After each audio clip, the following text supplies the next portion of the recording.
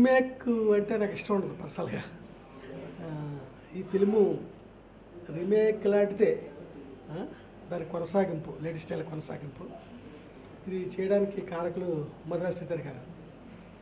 ఈ ఆఫీస్కి వేరే ఏదో సినిమా చేద్దామని వచ్చి లాస్ట్కి సినిమా చేస్తున్నాను.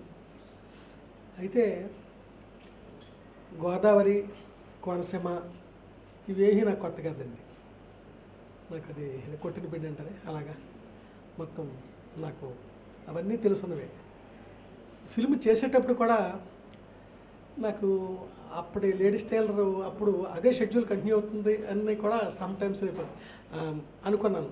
అలాంటి ఫీలింగ్ నాకు కలిగింది. అది చేసేటప్పుడు ఆనాడు నాతో పనిచేసిన టెక్నీషియన్స్ కానీ ఆర్టిస్టులు కానీ ఎవ్వరు లేకపోయినా నాకు కానీ పనిచేసేటప్పుడు ఆర్టిస్టులతో చేస్తున్నప్పుడు షార్ట్లు పెడతా ఉంటే నాకు ఆ రోజులే గుర్తొచ్చినాయి. ఫిల్మ్ ఆ విధంగా ఫినిష్ అయ్యి షేప్ అయింది. అయితే ముఖ్యంగా చెప్పాల్సింది ఏంటంటే ఆనాడు పనిచేసిన వాళ్ళు ఎవరు లేరు అని చెప్పాను కదా.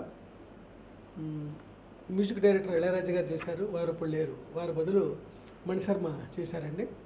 చాలా అద్భుతమైన పాటలు అన్నమాట. చాలా నాకు బాగున్నాయి, మీకు కూడా బాగున్నట్టు వచ్చే రిపోర్ట్స్ని బట్టి నాకు అర్థమవుతా ఉంది. అయితే లేడీస్ టైలర్ రిలీజ్ రోజుని నేను వేరే షూటింగ్లో ఉండగా రవికిషోర్ గారు వచ్చి టాక్ చెప్పారు. అప్పుడు నేను ఏ టెన్షన్ ఫీల్ అవ్వలేదు, కానీ ఇప్పుడు ఫీల్ అవుతున్నా ఈ సినిమా రిలీజ్ అయిన తర్వాత దీని గురించి ఏంటని.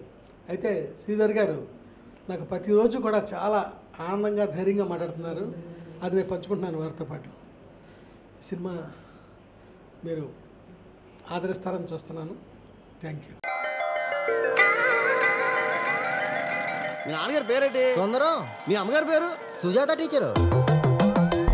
ఎకరాలతో కొలిస్తే పొలాలు అంటారు, గజాలతో కొలిస్తే స్థలాలు అంటారు. అదే కళ్ళతో కొలిస్తే ఈ ఫ్యాషన్ డిజైనర్ గోపాలం గారు అంటారు.